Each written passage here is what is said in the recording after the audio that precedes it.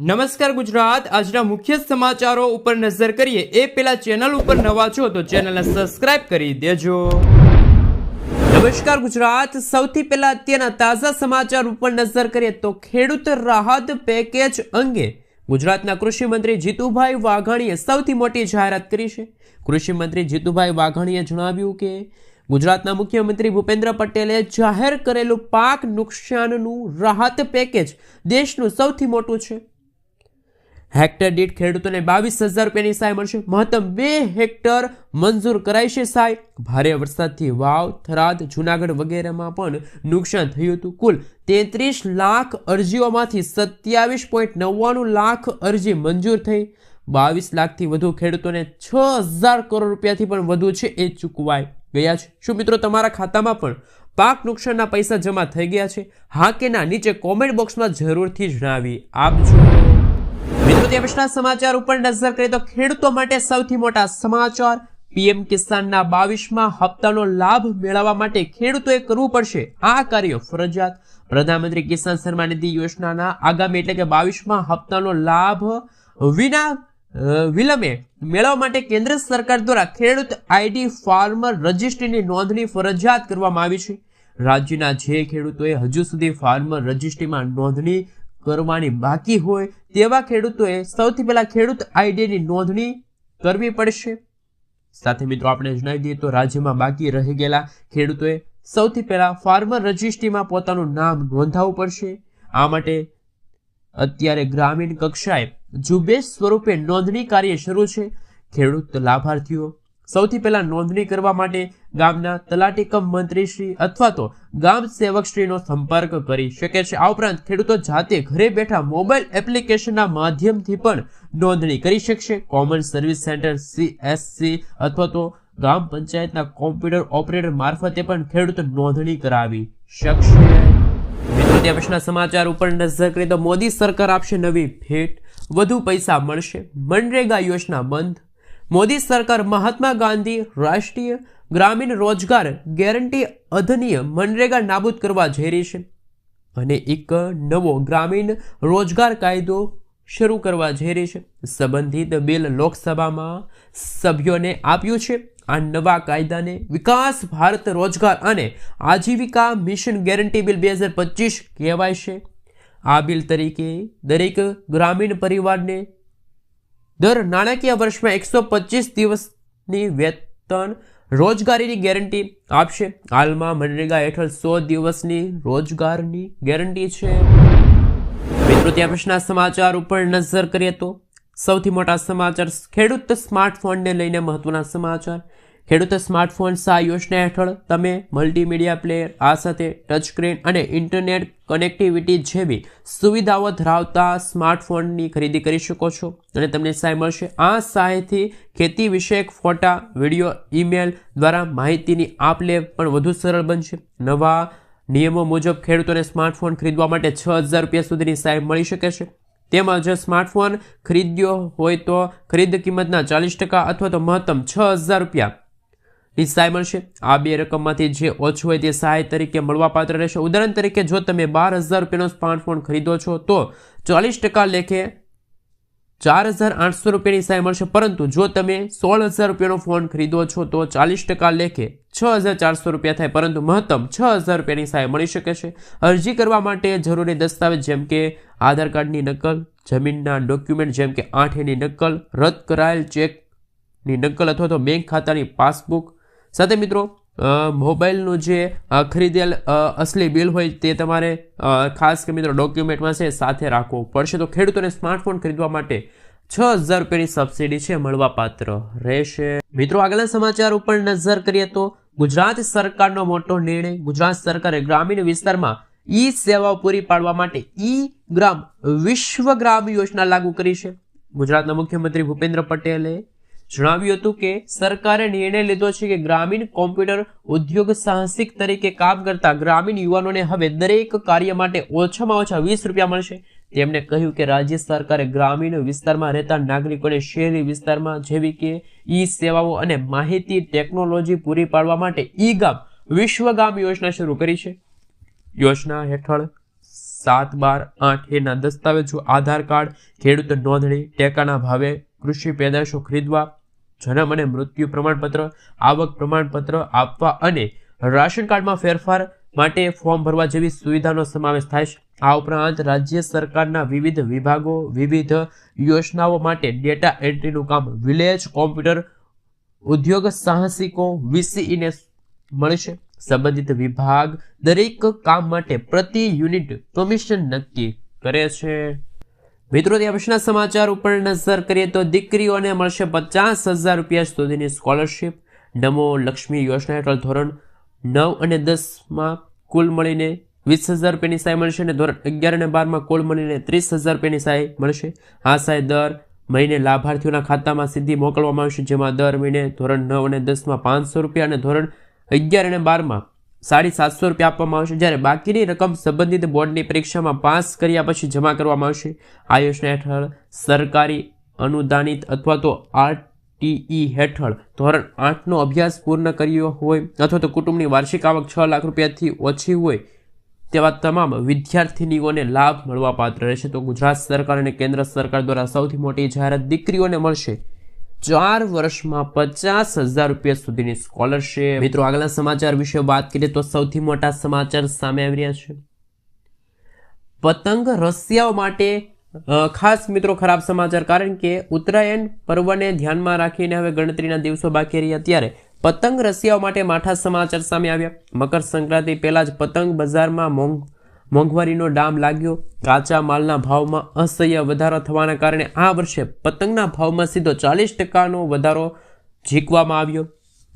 જે પતંગ ગયા વર્ષે માત્ર 5 રૂપિયામાં મળતી હતી તે હવે ગ્રાહકોને 7 રૂપિયા મળવા પાત્ર રહેશે. તો પતંગના ભાવમાં વધારો થતા પતંગ રસિયાઓમાં હાલ નિરાશા જોવા મળી રહી છે. મિત્રો, આગળના સમાચાર વિશે જો આપણે વાત કરીએ તો હાલ ગરીબો માટે આશીર્વાદ રૂપ બની છે આ યોજના, જેમાં ગુજરાત સરકાર દ્વારા આર્થિક રીતે નબળા વર્ગની દીકરીઓના લગ્ન પ્રસંગે મદદરૂપ થવા માટે કુંવરબાઈનું મામેરું યોજના ચલાવવામાં આવે છે. આ યોજના હેઠળ સામાજિક ન્યાય અને અધિકારિતા વિભાગ દ્વારા લાયક લાભાર્થી કન્યાઓને 12,000 રૂપિયાની સહાય મળશે. આ માટે અરજદારે સમાજ કલ્યાણ પોર્ટલ પર ઓનલાઈન અરજી મૂકી છે. આ યોજના અનુસૂચિત જાતિ, જનજાતિ અને અન્ય પછાત વર્ગના પરિવારો માટે આશીર્વાદ રૂપ સાબિત થઈ ગઈ છે. તો ગુજરાત સરકાર દ્વારા નમો લક્ષ્મી યોજના અંતર્ગત 12,000 રૂપિયા સુધીની આર્થિક સહાય મહિલાઓને મળવા પાત્ર રહેશે. મિત્રો, આગળના સમાચાર વિશે વાત કરીએ તો સૌથી મોટા સમાચાર સામે આવી રહ્યા છે. રાશન કાર્ડ ધારકો આપે ધ્યાન. રાશન કાર્ડ ધારકો માટે મહત્વના સમાચાર, જેમાં સમગ્ર રાજ્યમાં ખોટી રીતે 5 કિલો અનાજ લેતા પરિવારોની બાદબાકી થઈ તેવા અહેવાલો છે. સમગ્ર ગુજરાત રાજ્યમાં લાખો રાશન કાર્ડ ધારકોને નોટિસ મોકલીને પુરાવાઓની માંગણી કરવામાં આવી. આ અંગે 3 દિવસમાં યોગ્ય પુરાવા જમા કરાવવા આદેશ આપવામાં આવ્યો. પુરવઠા વિભાગે એકસાથે NFSA રાશન કાર્ડ ધારકોને નોટિસ પાઠવી. ખોટી રીતે અનાજ મેળવતા રાશન કાર્ડ ધારકોમાં ફફડાટ છે, કારણ કે રાશન કાર્ડ ધારકો કે જે પહેલેથી જ પ્રધાનમંત્રી ગરીબ કલ્યાણ યોજના હેઠળ વિના મૂલ્યે અનાજ મેળવી રહ્યા છે, જેઓ પાત્રતા ધરાવતા નથી તેવા તમામ બારકોડ NFSA રાશન કાર્ડ ધારકોને નોટિસ પાઠવવામાં આવી છે. એવોનું અનાજ આગળના દિવસોમાં આવનારા વર્ષ 2026માં બંધ પણ થઈ શકે છે. તો રાશન કાર્ડ ધારકોને લઈને સૌથી મોટા સમાચાર, જે ડુપ્લિકેટ રાશન કાર્ડ ધારકો છે એમને આવનારા વર્ષ 2026થી મફતમાં અનાજ નહીં મળે. મિત્રો, ત્યાં પછીના સમાચાર વિશે વાત કરીએ તો હાલ મહત્વના સમાચાર, જેમાં મોંઘવારી વધતા શાકભાજીના ભાવમાં ભારે વધારો. શિયાળાની સાથે વધુ અને સારું શાકભાજી આવે, આથી શિયાળાની ઋતુમાં આરોગ્યવર્ધક શાકભાજી આવે છે, પરંતુ શાકભાજીમાં વધેલા ભાવના કારણે ગૃહિણીઓનું બજેટ ખોરવાઈ ગયું. હાલ બધું જ શાકભાજી મોંઘું થયું. ગુવાર, ભીંડો, ટમેટા, મરચાં સહિતનું તમામ શાકભાજી 100 થી 120 રૂપિયા કિલો છે. એક મહિના પૂર્વ આવેલા કમોસમી વરસાદના ભાગરૂપે ખેડૂતોની હાલત કફોડી બની હતી. મોટાભાગના પાક ધોવાઈ ગયા હતા, સાથે શાકભાજીના પાકને પણ મોટું નુકસાન થયું હતું. મોંઘવારીના કારણે અત્યારે હાલ ગૃહિણીઓનું બજેટ ખોરવાનું હોય તેવા સમાચાર સામે આવી રહ્યા છે. મિત્રો, ત્યાં પછીના સમાચાર વિશે વાત કરીએ તો મહત્વના સમાચાર ઉપર નજર કરીએ તો સૌપ્રથમ મિત્રો આપણે જણાવી દઈએ તો પરેશભાઈ ગોસ્વામીએ ડિસેમ્બર મહિનામાં ડરાવે તેવી આગાહી વ્યક્ત કરી. ખેડૂતો સાવધાન, માવઠું આવશે. અત્યાર સુધી જે વેસ્ટર્ન ડિસ્ટર્બન્સો યથાર્થ પશ્ચિમી વિક્ષેપ પસાર થતા તે નબળા હતા. જોકે ડિસેમ્બર મહિનાના અંતમાં એક શક્તિશાળી વેસ્ટર્ન ડિસ્ટર્બન્સ પસાર થવાનું છે, જેની ખાસ મિત્રો જો વાત કરીએ તો રફ રેખા અરબ સાગર સુધી લંબાઈ શકે છે. આ પશ્ચિમી વિક્ષેપોના વાદળોનું લહેર ગુજરાત સુધી પણ પહોંચી શકે, જેના પરિણામે ગુજરાતમાં 28 થી લઈને 31 ડિસેમ્બર એમ મહિનાના છેલ્લા 4 દિવસ સુધી હવામાનમાં ફેરફાર આવશે. ડિસેમ્બર મહિનામાં છેલ્લા 4 દિવસ દરમિયાન ગુજરાતના અનેક ભાગોમાં વાદળિયું વાતાવરણ રહેશે. જો ઘાટા વાદળ થાય તો રાજ્યમાં કોઈક ભાગોમાં છૂટો છવાયો ઝાપટા પણ પડી શકે છે. કમોસમી વરસાદ અને માવઠું પણ પડી શકે છે એવી આગાહી વ્યક્ત કરવામાં આવી છે. મિત્રો, ત્યાં પછીના સમાચાર ઉપર નજર કરીએ તો મહત્વના સમાચાર સામે આવી રહ્યા છે. ગુજરાત સરકારનો મોટો નિર્ણય, જમીન માપણીની પ્રક્રિયામાં મોટા ફેરફારો. હવે ખેડૂતોને થશે મોટો ફાયદો, કારણ કે 4 ડિસેમ્બર 2025 થી અમલમાં આવેલા એક નવા નિયમો હેઠળ હવે ખાનગી સર્વેયરો અને લાયસન્સ આપવા અને તેમના દેખરેખ રાખવાની તમામ સત્તા રાજ્ય કક્ષાએથી લઈને સીધી જિલ્લા કલેક્ટરને સોંપવામાં આવી. સરકારના મહત્વપૂર્ણ નિર્ણયના કારણે હવે સામાન્ય અરજદારોને જમીન માપણી માટે ગાંધીનગર સુધી લાંબુ થવું નહીં પડે અને જિલ્લા સ્તરે જ મામલાના ત્વરિત નિકાલ પણ આવી જશે. તો ગુજરાત સરકારે સૌથી મોટો નિર્ણય લીધો છે. જમીન માપણીને લઈને સૌથી અગત્યના સમાચાર પણ સામે આવી રહ્યા છે.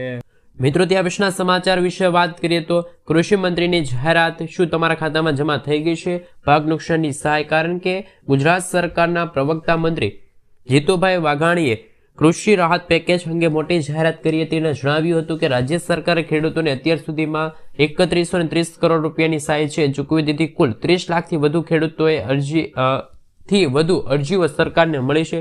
આંકડાકીય માહિતી આપવાની સાથે જીતુભાઈ વાઘાણીએ વિપક્ષ કોંગ્રેસ પર આકરા પ્રહારો કર્યા હતા. તેમણે જણાવ્યું હતું કે કોંગ્રેસની યાત્રા નિષ્ફળ છે, કારણ કે તેમના શાસનમાં ખેડૂતોને રાહત કામના નામે મજૂર બનાવી દેવામાં આવ્યા હતા, જ્યારે ભાજપ સરકાર સીધી સહાય કરે છે. શું મિત્રો, તમારા ખાતામાં પાક નુકસાનના જે પૈસા છે જમા થઈ ગયા છે? શું મિત્રો, તમને પણ વીઘા દીઠ 3500 રૂપિયા મળ્યા છે? હા કે ના, નીચે કોમેન્ટ બોક્સમાં જરૂરથી જણાવી આપજો. મિત્રો, તે પછીના સમાચાર ઉપર નજર કરીએ તો મહત્વના સમાચાર સામે આવી રહ્યા છે. ફરી એકવાર રાશન કાર્ડ ધારકો આપે ધ્યાન, કારણ કે રાજ્ય સરકાર જાહેર કરેલી પ્રણાલી PDS હેઠળ અપાતા અનાજની ગુણવત્તા સુધારવા માટે ગુજરાત સરકાર દ્વારા મહત્વના પગલાં લેવા પર વિચાર કરી રહ્યા છે. આ નિર્ણય પાછળનો મુખ્ય આધાર ગુણવત્તા પરનો ભાર છે. સરકાર હાલમાં આ ખાસ મિત્રો જો વાત કરીએ તો દાળના પેકેજિંગ માટે થનારા ખર્ચ પર ચર્ચા કરશે અને ટૂંક સમયમાં એ અંગે આખરી નિર્ણય લેવામાં આવશે. આ ઉપરાંત અનાજ વિતરણની પ્રક્રિયાને વધુ સરળ અને આધુનિક બનાવવા માટે રાજ્યના અન્ય જિલ્લાઓમાં અનાજ વિતરણમાં ATM મૂકવા અંગે પણ વિચારણા ચાલી રહી છે. આ ફેરફારોથી લાભાર્થીઓને ગુણવત્તાયુક્ત અનાજ સરળતાથી મળશે. તો ખાસ કે મિત્રો, રાશન કાર્ડ ધારકોને હવે અનાજ દ્વારા છે એ પોતાના હકનું અનાજ મળવાપાત્ર રહેશે. મિત્રો, ત્યાં પછીના સમાચાર ઉપર નજર કરીએ તો આયુષ્યમાન કાર્ડ કેવી રીતે તમે છે એ વાપરી શકો છો? વર્ષમાં કેટલી વાર તમે આયુષ્યમાન કાર્ડનો ઉપયોગ કરી શકો છો? તેની મર્યાદા શું છે? સીધો જવાબ એ છે કે કાર્ડનો ઉપયોગ વર્ષ દરમિયાન તમે ઘણી વખત કરી શકો છો. દરેક પરિવાર દર વર્ષે 5 લાખ રૂપિયા સુધીના કેશલેસ હોસ્પિટલાઇઝેશન કવરેજ માટે હકદાર છે. આ 5 લાખ મર્યાદા પ્રતિ પરિવાર છે. આનો અર્થ એ થયો કે સારવાર એક સભ્ય દ્વારા લેવામાં આવશે. જો બહુવિધ સભ્યો દ્વારા સરકાર દ્વારા ઉઠાવવામાં આવતા કુલ ખર્ચને નાણાકીય વર્ષમાં 5 લાખ સુધી વધુ ન થઈ શકે. જો વર્ષની શરૂઆતમાં નાની પ્રક્રિયાને ખર્ચ 50,000 થાય તો પરિવાર બાકીના 4.5 લાખ રૂપિયા પછીની બીમારી માટે પણ રાખી શકે છે. તો આયુષ્યમાન કાર્ડને લઈને પણ સૌથી મહત્વના સમાચાર સામે આવી રહ્યા છે.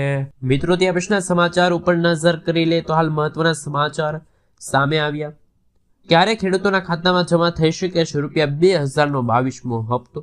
પ્રધાનમંત્રી કિસાન સન્માન નિધિ યોજના હેઠળ સરકાર દર 4 મહિને હપ્તો મોકલે છે, એટલે કે વાર્ષિક 6000 રૂપિયાની આર્થિક સહાય ખેડૂતોના ખાતામાં જમા થાય છે. મિત્રો, પાછલો હપ્તો એટલે કે 21મો હપ્તો જ્યારે 19 નવેમ્બરના રોજ ખેડૂતોના ખાતામાં ટ્રાન્સફર થયો, જેના કારણે 9 કરોડથી વધુ ખેડૂતોને ફાયદો થયો.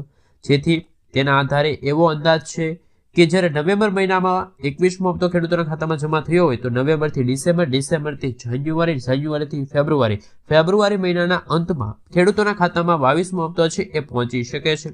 સરકારે હાલ કોઈ સત્તાવાર તારીખ જાહેર કરી નથી, તેમ છતાં એવી અપેક્ષિત તારીખ છે. હપ્તો મેળવવા માટે ખેડૂતોએ પહેલા KYC કરવું પડશે, આધાર લિંકિંગ અને બેંક વિગતો અપડેટ રાખવી જોઈએ, જેથી હપ્તો જાહેર થતાની સાથે ખેડૂતોના ખાતામાં રૂપિયા 2000નો હપ્તો છે જમા થઈ જાય. શું મિત્રો, તમને પણ રૂપિયા 2000નો 21મો હપ્તો ન મળ્યો હોય એમનું મુખ્ય કારણ શું છે એ જાણવા માટે ખાસ વિડીયો લાઈક કરી ચેનલને સબસ્ક્રાઇબ કરી દેજો અને આવનારા વિડીયો માટે તમે રાહ પણ જોઈ શકો છો. એવા ખેડૂતોને એક સાથે હવે 2 હપ્તા 21મો અને 22મો હપ્તો છે પણ મળવા પાત્ર રહેશે। મિત્રો, ત્યાં પછીના સમાચાર ઉપર નજર કરીએ તો મહત્વપૂર્ણ સમાચાર સામે આવી રહ્યા છે। ગુજરાતના શું ખેડૂતો ઉપર 56,000 રૂપિયાનું દેવું છે? કેન્દ્ર અને રાજ્ય સરકાર દ્વારા ખેડૂતોની આવક બમણી કરવાની વાતો વચ્ચે ગુજરાતના ખેડૂતોની આર્થિક સ્થિતિ કથળી છે, કારણ કે લોકસભામાં રજૂ કરાયેલા રિપોર્ટ મુજબ ગુજરાતના પ્રત્યેક ખેડૂતોના માથે સરેરાશ 56,000 રૂપિયાનું દેવું હોય તેવા આંકડા સામે આવ્યા। રાજ્યના 55 લાખ ખેડૂતોએ ₹14,000 કરોડ રૂપિયાની બેંક લોન લીધી। ખેતીના ખર્ચમાં વધવા અને પાકને પૂરતા ભાવ ન મળવા જેવી સમસ્યાના કારણે ખેડૂતો દેવામાં ડૂબી રહ્યા છે અને ઘણા ખેડૂતો ખેતી છોડી રહ્યા છે। શું મિત્રો, ગુજરાતના ખેડૂતોનું દેવું માફ થવું જોઈએ? કારણ કે બાકીના રાજ્યોના ખેડૂતોના દેવા માફ છે રાજ્ય સરકાર દ્વારા થતા હોય, પરંતુ ગુજરાતના ખેડૂતોના દેવા માફ થશે કે નહીં થાય એ હવે જોવાનું બાકી રહ્યું છે। મિત્રો, આગળના સમાચાર વિશે વાત કરીએ તો આધાર કાર્ડમાં મોટા ફેરફારોની તૈયારી છે, કારણ કે UIDAI નવા આધાર કાર્ડમાં ફક્ત ફોટા અને QR કોડ રાખવાની જાહેરાત કરી, જેથી વ્યક્તિગત માહિતી ઓનલાઈન વેરિફિકેશન દરમિયાન લિંક ન થાય।